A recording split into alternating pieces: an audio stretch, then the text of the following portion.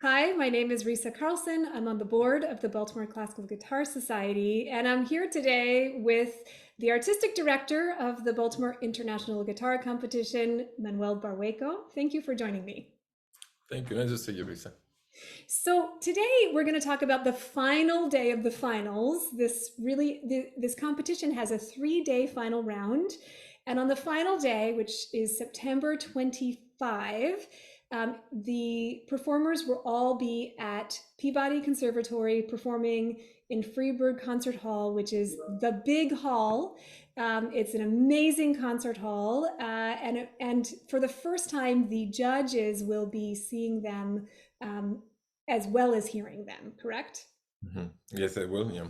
And so this is the day of Villa-Lobos, Heitor Villa-Lobos, and more modern repertoire. Can you talk a little bit about what we'll be hearing?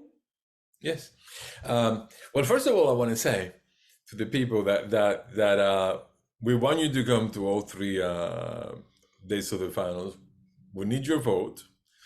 We want you to support it. But if you can only come to one, I think you should come to this one, to this last day.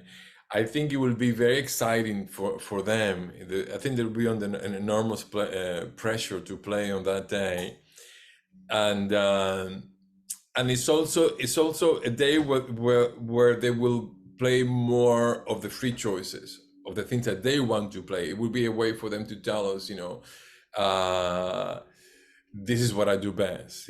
This is what I like. This is what I am about. So it will be very telling. And then is the day that also the winner will be announced, So I think it will be the most exciting day. It's in the afternoon, 2:00. You could come from as far away as, I don't know where, drive in from Philadelphia or from Virginia or something. New York City. New York City, drive in, listen from 2 to 5, how long it takes, have a nice dinner and go back. Come. So Villa-Lobos, I think part of the reason behind the choices of composers is also a celebration of the guitar. These are not the only important composers for the guitar, but they are very important. I mean, there are some people like Giuliani or Barrios that also could have been there, And I mean those people because people that wrote a substantial amount, of compositions for the guitar. Of course, you have great people like Britten or Falla or the Takemitsu, but it can only be a certain number of people. But I feel that Villa-Lobos is somebody who had a totally different vision of the instrument, the way in which he wrote for it, the way he exploited the possibilities of the instrument, and he turned some of his limitations, into positive and very impressive guitaristically passages. For example, just to stop you for a minute, just to give some background. So Heitor Villa-Lobos, born in 1887, he died in 1959. He was from Rio de Janeiro in Brazil. And he's probably, considered to be one of the most significant creative figure in certainly 20th century Brazilian art music, I think. Would you say? So in any case, just to give that background. I think it goes actually beyond Brazilian music. I think it's also a time when composers from the Americas in general, were looking to write classical music based on all of America, South American elements in European forms. Right. Yeah. I think Brazilian. I think Villa-Lobos was one of the leaders in that, and in a movement. I think they were called modernists at the time to do that. So I think it goes beyond just Brazilian music, but definitely the most important composer from Brazil, the most famous, by far, yeah. And also he uses the guitar so uniquely. Yes, he does. Yes, if you look, for example, like Etude 1, which is one of the required pieces. One of the required pieces. It's just one chord that he keeps moving around, and he has his right hand pattern. So if you were playing the piano, it would be like, and he manages to do something with that much effect, in an instrument like guitar. It's really amazing what he does. Yes, yeah. So so yes, so there are three pieces. Two etudes. The number one, this one that I just mentioned, and 827. And here they're going to be tested technically. They're going to be tested, their pages, in etude one, and the scales with etude seven, and also trills, Yeah. all this in actually in etudes that are very musical. They can make a really big impact. So that's exciting. And then there's a Prelude 3 by Villa-Lobos. Now, the reason why the number 3 was chosen is because it's a beautiful, one of the most poetic preludes, but it's difficult to play. Because speaking of Bach, I mean, Villa-Lobos is one who was greatly influenced by Bach, and he even wrote pieces like Bachianas, Bach meaning like Bach music, Bachianas, it was like Bach and Brazilian music. And you have this episode, the second part of it, where you have these cascades of in Prelude 3. in Prelude 3. Yeah. So it's something that it's difficult to play. It's difficult to be very expressive, like he wants you to say. He said it molto dolorido, so even very painfully. Yes. But if you go overboard with this second is not going to work. So it's actually I think it will be a very difficult one to play. The opening is kind of mysterious, and then it gets to that point, and they just descends these cascades of notes coming down. And this is his third prelude is his homage to Bach. All of his preludes were an homage to something, and this was his homage to Bach. I see. I didn't know that. Yeah. Oh. Actually, I should have knew it, but I forgot. So I don't think I forgot that was one. So thanks for telling me, and so there you go. I assumed that was why you chose it. So now we made the whole circle to Bach again. So there you go. See, that's the importance of Bach. That's why everybody needs to play Bach. Back to day one. So we have, these pieces which are really, foundational pillars of the guitar, repertoire and the technique. These pieces by Villa-Lobos, especially those two etudes, they're so important to play. And then the performers can choose anything from the 20th century to today as their free choice. Yep. So and there'll be quite a large amount of that because these three pieces don't take that long to play. Right. We'll hear more substantial sort of repertoire that really shows off their personality. Right. So these three pieces together will be probably less than 10 minutes, or just about 10 minutes. Yeah.